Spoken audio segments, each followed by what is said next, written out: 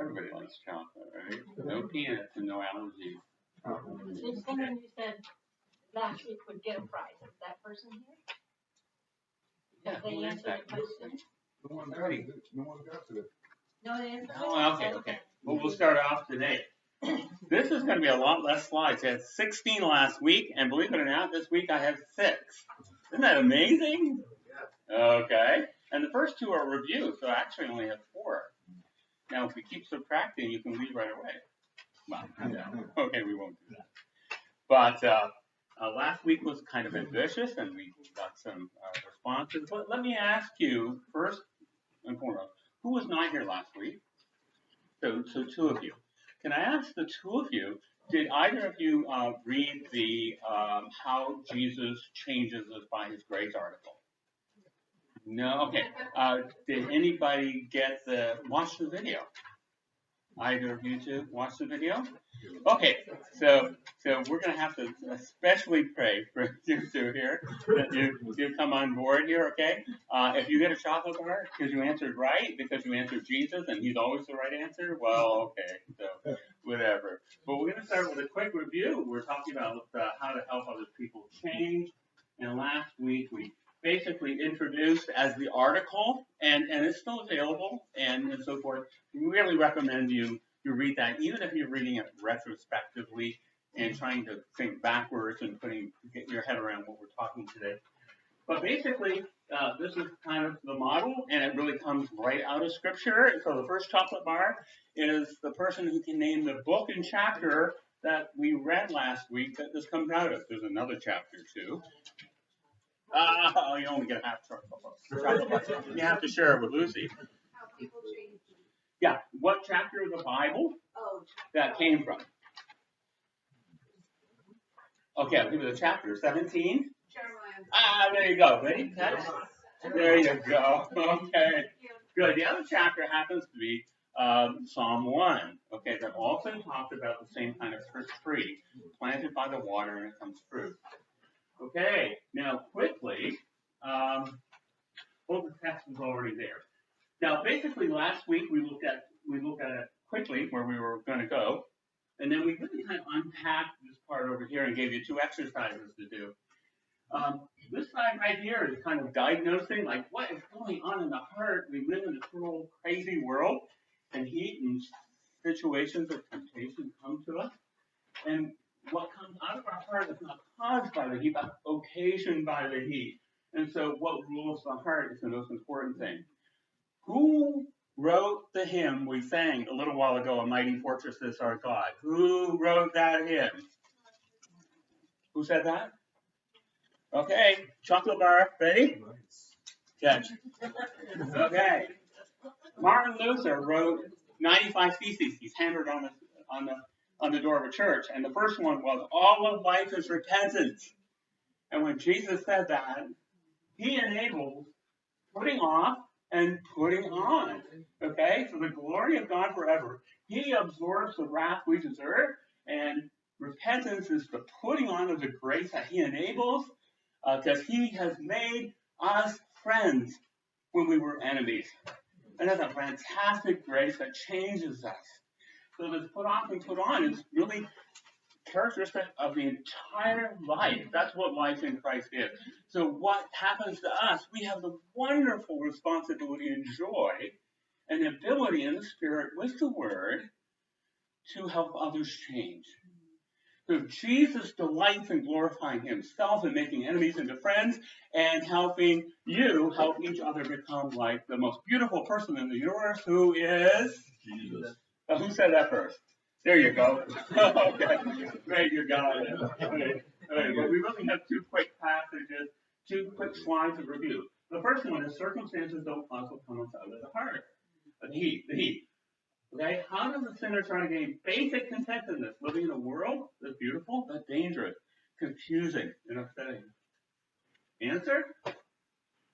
If you can read it, you get another chocolate bar. No. Suppressing the truth, Romans 1. They desire and set their hope on created things, superficial idols, firmly believing that these things can actually deliver contentedness in these 3 deep motivational areas. And we talked about those last week. And a great study is to see how each one of these three kind of map onto the three temptations of who in the desert. There you go. Who, have you got chocolate bars? Well, you do now. Okay. Great. Okay. So it's what rules our heart when Jesus doesn't.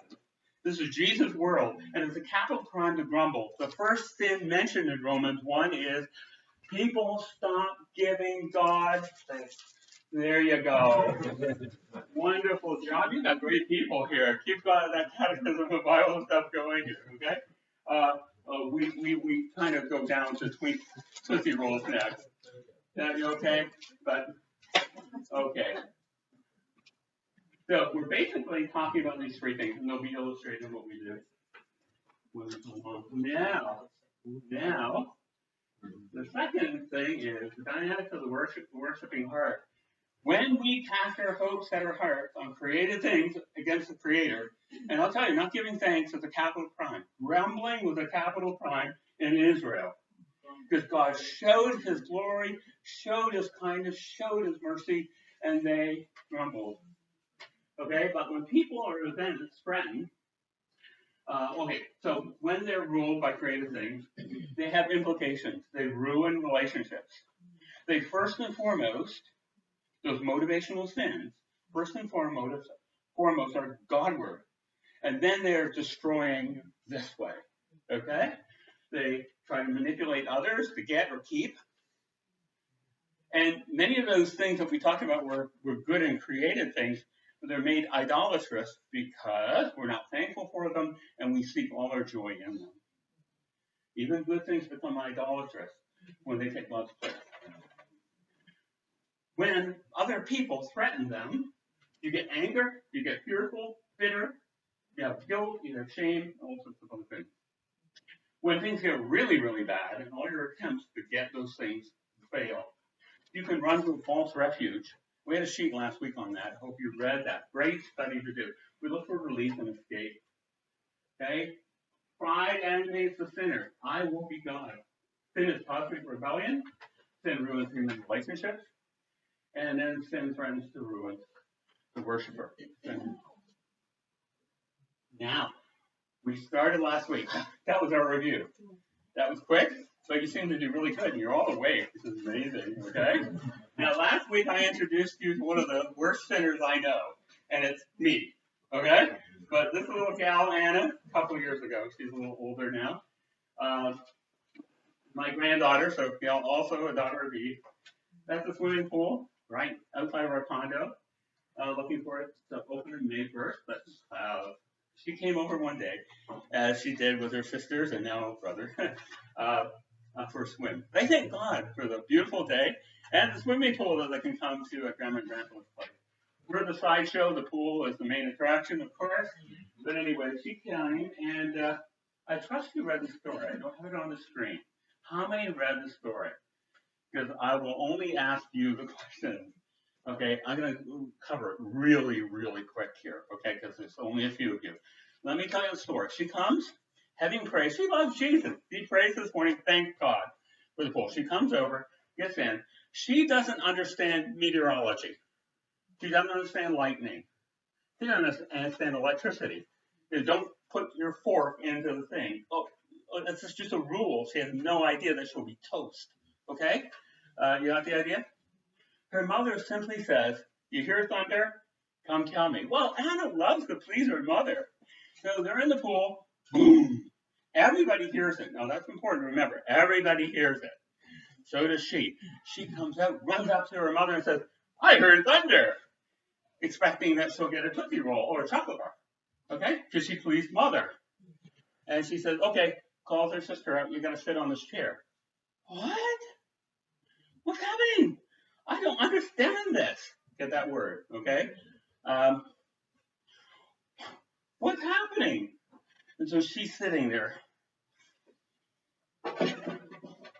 Okay? And her mother sees her, and she's grumbling by now, okay? And says, listen, Anna, here's some toys and books that we brought along. Read and play. So she does for a minute.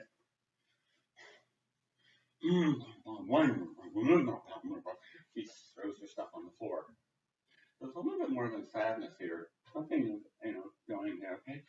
And her thoughts are like, why am I being punished? I pleased her. I'm punished for pleasing? Really? Okay? Then after a while, she says, light bulb goes off. She comes over to her mother and says, Mom, Father, I only imagined I heard thunder. I didn't really hear it at all. Can I go back in the pool now? Well, her mother realizes that this is manipulation. This is lying to mother. She calls it that. And she's going to talk to her and discipline her later in the day. Okay? That's the end of the story. Now, we're only going to practice the right side. So what we've done with 3 trees, here, there, okay?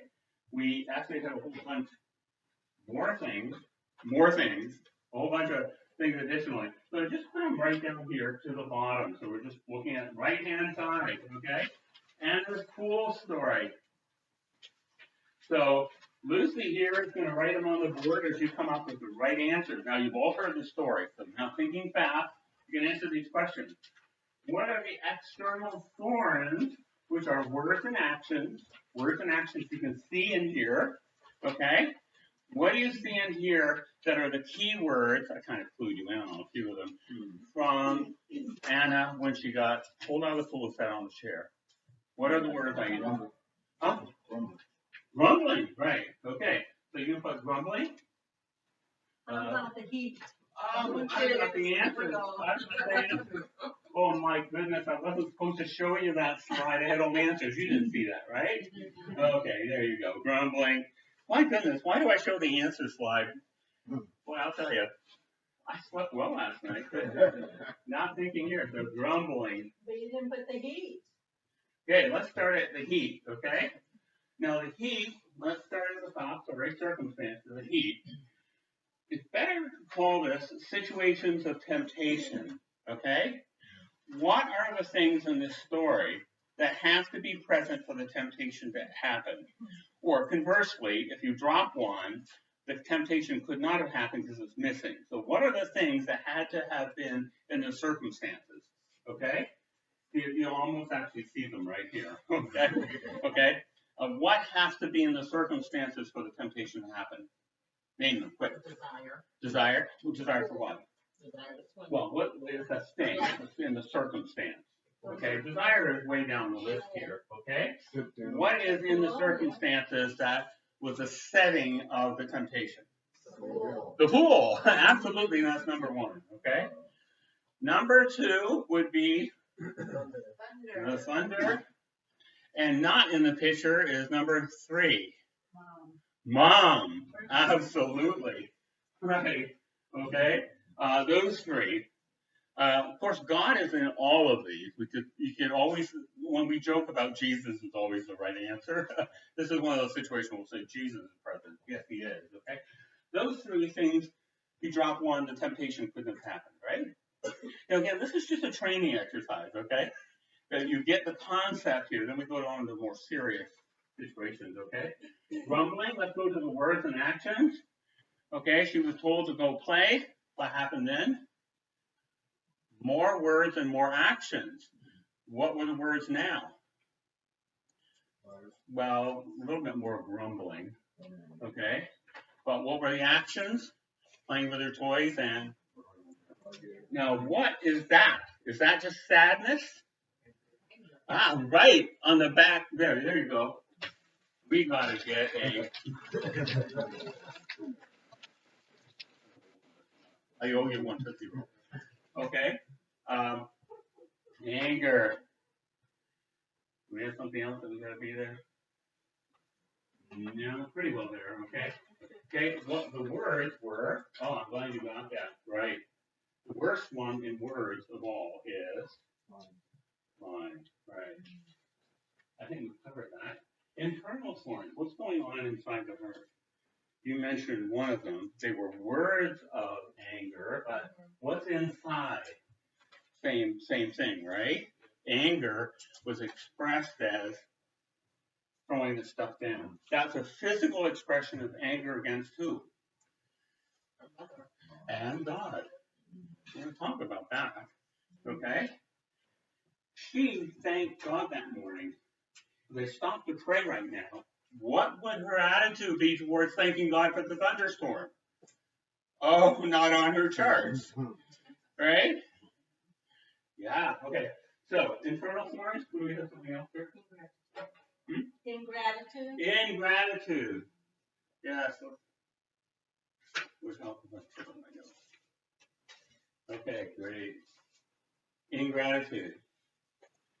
Motivational sins. Motivational sins are God-word sins. My daughter's a Christian. She's read most of this material that we've talked about here.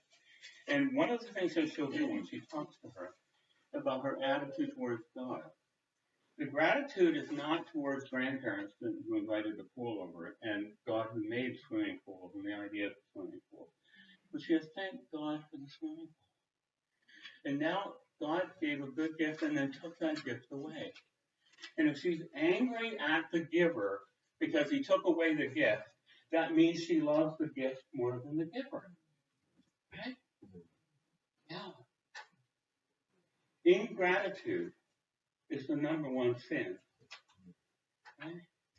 It produced the line that came out, but it's the number one thing there. So, I want to ask a quick question of you. Is sadness or grief a sin? This is the toughest theological question here. Yes or no, or hey, maybe both. What do you say? Right, all by itself, unexplained, is not a sin. So, for example, in 1 Thessalonians 4:13, you could write this down. 1 Thessalonians 4:13, it says, Christians don't grieve the way the world grieves because the world has no, do you know what the word is? H-O-P-E, hope.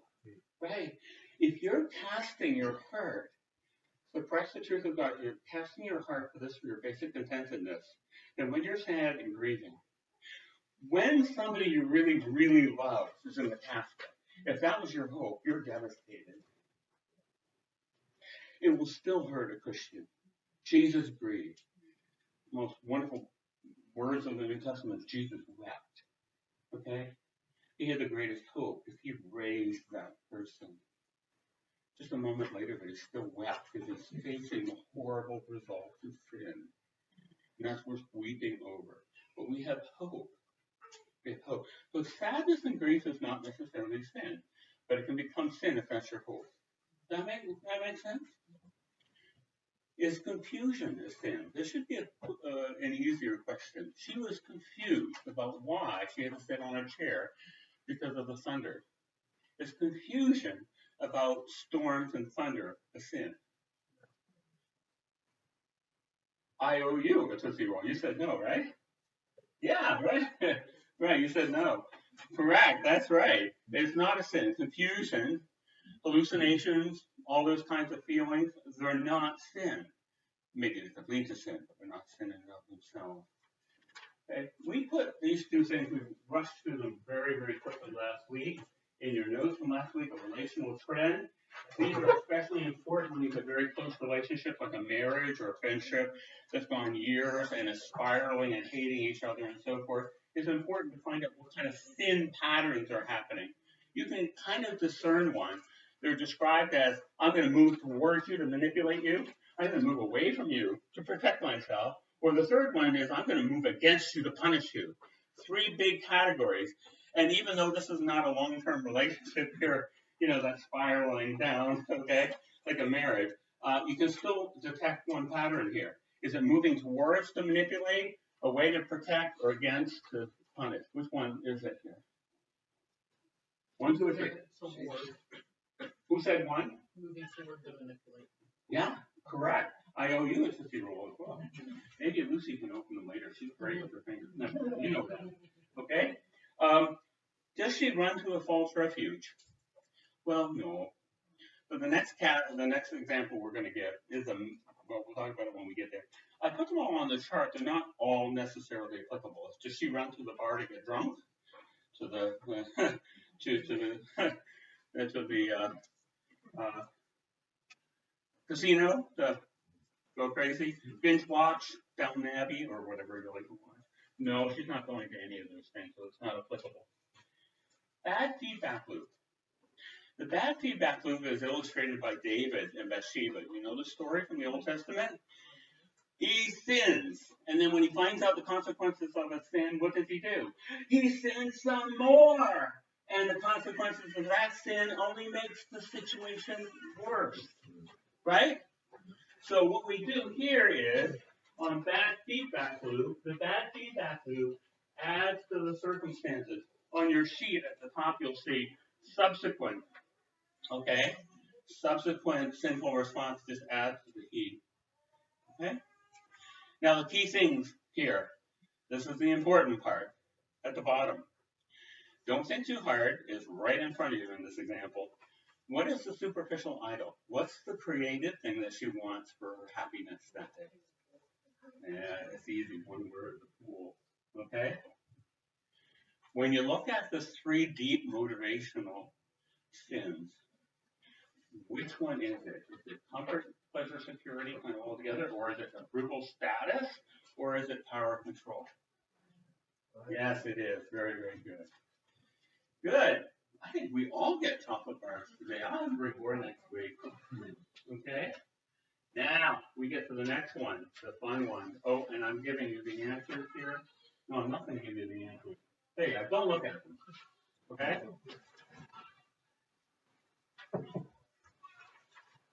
Okay, we're going to talk about Jesus counseling. And now we get to the moment in which we start looking at how do you counsel the left-hand side. So we're going to start, again, with the right-hand side with a real example of really two disciples. And the story was found in Luke 24. How many of you had the opportunity to look at that last week? You and Tripp, yeah. Garrett, okay, great. So, oh my, what are we going to do here? Okay, I'll give the quick review, and then the three who read it, I'm going to count on you to give the answers, right? And 16 chocolate bars for you guys. Okay, I'm going to give you a quick story. It's in Luke 24. Happens the day of the resurrection, and two disciples unnamed, okay, they're there with all the other disciples in the morning. Some of the women went to the tomb and came back, and said, "He's not there." And they're all getting excited. But two guys, they say, "This is it. This is bananas. We're out of here. We're just out. Goodbye. We got our bags," and they're gone. You get the story? And they're walking on a road to Emmaus, it's around 7-8 miles away, and they're talking to each other. Luke writes a wonderful story. They're clearly talking to each other, and they're despairing. Okay, they're talking to each other. Jesus comes alongside, but they don't recognize him. And he starts asking them questions. And they are what we call open-ended questions. They're not yes-nos. They're open-ended. What's going on? What things? What are you talking about? Wonderful example of how you counsel and come along somebody else. Right? This is Jesus counseling. Okay? In the text, we get the idea of the right-hand side, then Jesus appears, and we get the left-hand side counsel. And if you know the story, he opens the scriptures to them, starting with Moses, all the way to the end of the Old Testament scriptures, showing that Jesus, the Messiah, had to suffer and then enter his glory. Get those two words, suffer then glory, suffer then glory. They had a hang-up with one of those and only wanted the other. Get it? Now think about it here. Okay? Then he is encouraged to stay the evening with him. He's eating supper. He breaks bread. And they see him. And he disappears. And they go, "Wow! Was not our heart burning within us?" And they get up and go hiking right back to Jerusalem. They go in, and two things happen. This is a beautiful biblical counseling point here, okay? The people that they had left that morning in a huff, "I don't care if I ever see you again." They tell them, these two men, the great story of the resurrection, and they believe it now, and they tell them what everything happened on the road. And you can imagine how that encourages them. It's amazing what the story tells you. It really is. So, okay, here we go. Now that's Anna, okay, but here we go. You wrote the first three things in there. Kind of gave it to you already, so we'll start and go down below. Okay, the circumstances are, you really have to think hard to understand this one. 3 years with Jesus, okay? If they didn't have this 3 years, we're kind of assuming that these two guys were with Jesus the whole 3 years, okay? But that is the context, right? If those 3 years didn't happen, this temptation wouldn't have occurred. Holy Week, Jesus says, what are you talking about? And they say about this Jesus of Nazareth who was powerful in word and testimony. Where does that come from? Well, 3 years of watching him, right? Our rulers took him, crucified him, and now it's the third day. Okay? So when Jesus says, what things are you talking about? They're talking about, they use two words, these days. So that's closer than 3 years. It's literally the Holy Week of, what was the week before Easter? Palm Sunday. What happened on Palm Sunday? They came in singing, right? Say it now, Hosanna, right? What kind of mood would these disciples have been in that day? Yes! Right? Yes! Yes! And what do they look like now on this road?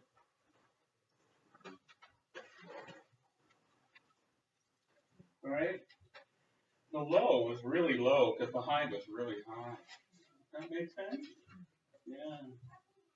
You're going the wrong way.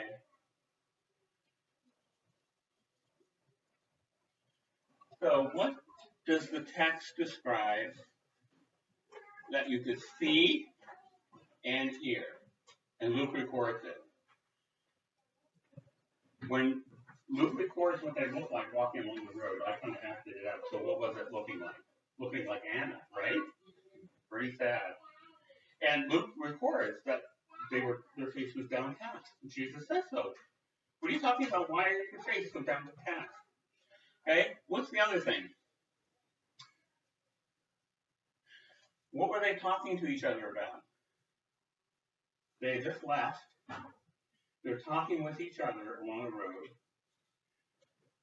Psalm 1 calls it bad counsel. They were just egging each other on. It was terrible. Yes, it is. What's worse than you think? Oh, really? Explain it to me. Can you imagine the conversation going back? They keep going that way because they keep reinforcing their unbelief. You see that?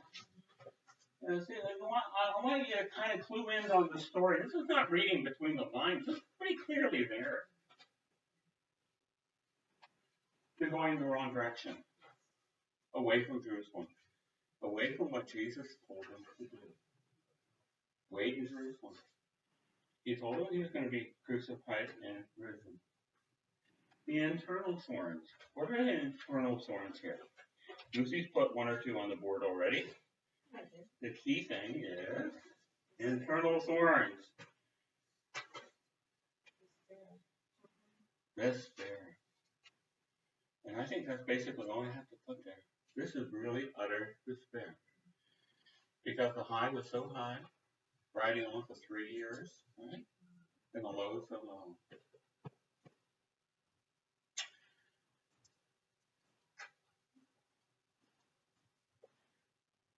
What's their relational trend? Number 1, 2, or 3. Number 1 was, I'm going to move towards you to manipulate you. Now, the issue is what relationship we're going to talk about.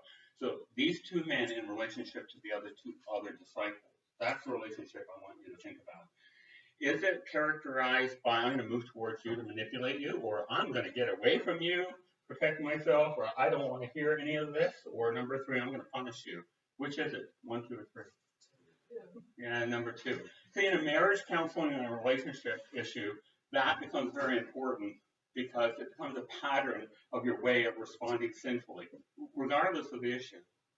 Okay? The next one is relief. Now, they're not heading to the bar that we know of. They're not heading to the casino in Emmaus that we know of. I had taught this many times in India last year. Somebody said, oh, they could be going to Emmaus for a good reason, and it is relief. And they brought up the issue of, well, maybe they're fearful of being arrested. And Emmaus is not their hometown. Maybe their hometown is Jerusalem. They want to hike it out of there because they've got a buddy in Emmaus who's got a big garage and they're going to hide. Okay? Now, that was a good thought. So I put on the board, question mark, possible. If you're actually counseling them, you'd have to ask a few questions. Like, why are you going to Emmaus? There's a basement there we can hide out for 30 days so we don't get arrested. Okay? If that was the answer, then it goes on, false refuge. But actually the text doesn't say why they were going there, so we can't put it definitively there. But again, we're using these examples as thinking the process through. Okay? Bad feedback loop. I don't have anything here. I don't have anything here at all. It's not like, Anna's mother, my daughter, is going to discipline, and if she reacts sinfully. But nothing's on the text that is there. So we're going to get to the most important things now at the bottom here. What is the superficial idol? Now think this through. Answer this question. Think this through. Answer this question. If you were one of the disciples, or if you were there right now asking them, disciples, you two guys, answer this question. If only this happened, we would be happy.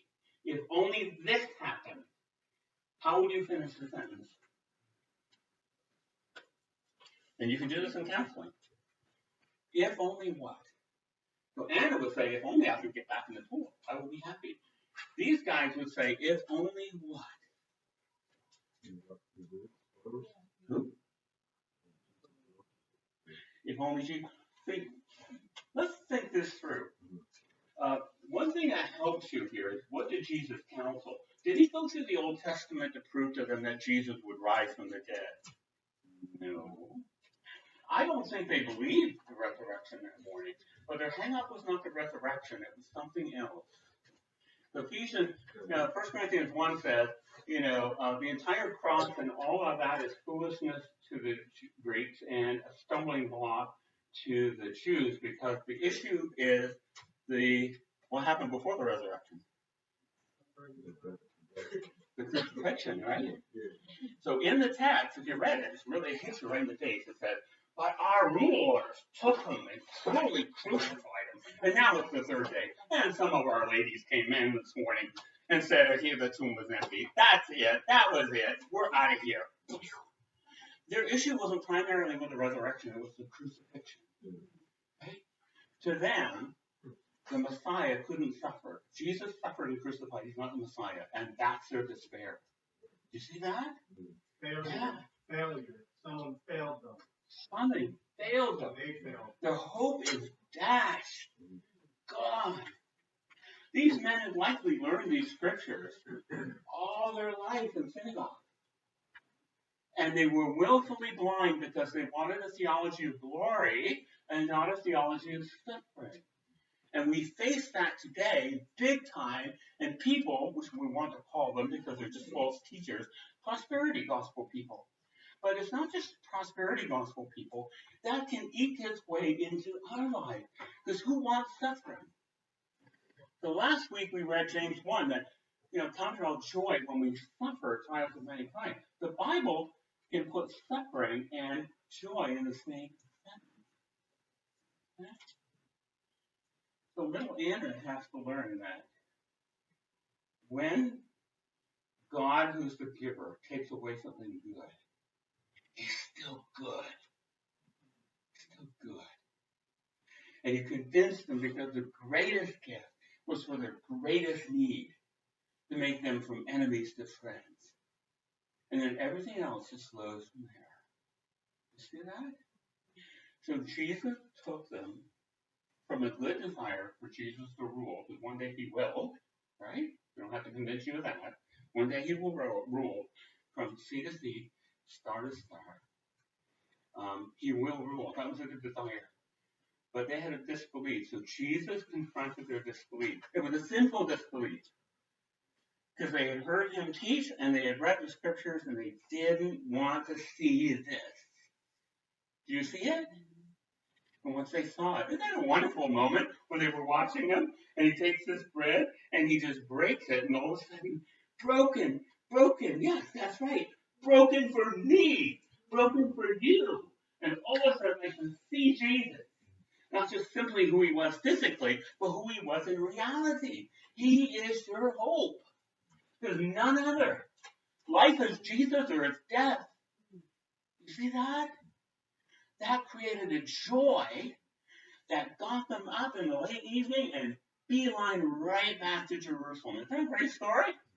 That's what Jesus counsels. So let's go on here. We're actually going to, there's your answers, and it's in your sheet. Okay, it's in your handout. Okay, 5 minutes? Good. Now, we have 2 slides. I'm going to do these in 5 minutes. Here we go. What we've really done is with Anna, we practiced the right side. And on the left side, we looked at how Jesus counseled about himself and how the fruit came out the other side. And the fruit that came out the other side was for the disciples, right? There's joy inside, and they're getting up on their feet and walking back, and with their mouths sharing testimony, right? And you see how the words and actions from the inside out went to beautiful things, right? So now on the slide, today's key point to take home today is not new in the sense we talked about it already. It's the put on teaching of the New Testament. There's several passages, Romans 13 and Colossians 3 are the other 2, but the main one is right here, so we're going to read it right here. But that is not the way you learn Christ. Assuming that you have heard about him and were taught in him, as the truth is in Jesus, no other. To put off your old self, which belongs to your former manner of life, is press through. That's the word we used last week. Epithumia is there, controlling desires outside of Christ. And to be renewed in the spirit of your mind and to put on the new self.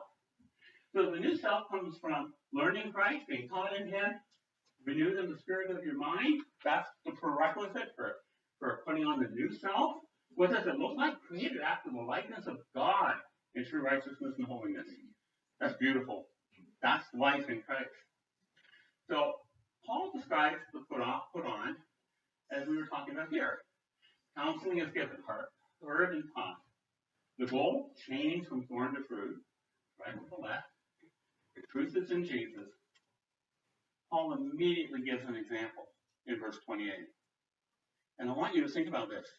One verse, and he says everything that we talked about with Anna and the 2 disciples in one verse. Don't miss it. Because what's missing is all over Ephesians. So he says, let the thief no longer steal. That's a thorn out here, right? But over here, do honest work. Oh, and more than that, just not honest work, but share. Now, the question is, what in the world about Christ and his work? But grace past, present, and what Peter likes to call great and precious promises. What is it about God himself, the character of God that we're learning about with the kids here, and specifically about Christ? What about Christ that will change a thief from here to there? And he doesn't answer it. He just says, you got to go from here to there. Put on is the Christian's life. And it all comes through Christ, and he doesn't say anything. You know why? The entire 3 chapters before are the answer. How does he summarize grace? He can't. He just puts 3 chapters in there. And at the very first chapter, he said, in verse 18, let the eyes of your heart be open to the hope to which you were called, the glorious riches that you are as Christ's inheritance. You're his bride. You're his possession. And the immeasurably great power to us to believe. You get that? Hope, inheritance, Christ's possession, and power. That's what the Spirit of God, with the Word of God, has to open your eyes to see. Right? That's what changes a thief from here to there. The thief, I don't know what the motivational drive could have been. It could have been, well, pleasure, comfort, I steal. It could have been all the other thieves on the block had 5 Rolexes. I'm going to steal 10. So I will be the top thief in Melbourne. Okay? Could have been, that's approval status, right? Doesn't matter. What changes his heart? Not simply to stop stealing, but to do honest work and share. What makes him walk into church in Uganda, or whatever, my favorite example, and he's no longer a thief, he's forgiven by Christ, but he sits there and looks at these little boys who walk 5 miles to church with bare feet and they're bleeding. And he goes, I'm going to ask my boss to work extra so I can buy shoes. Because I don't want this little kid here to try to think about Jesus when his feet are hurting and bleeding. I don't want that. Jesus bled for me. I'm going to put shoes on this person. Do you see that? Right. That is the subject that we're going to end with, and with next week as well. Okay?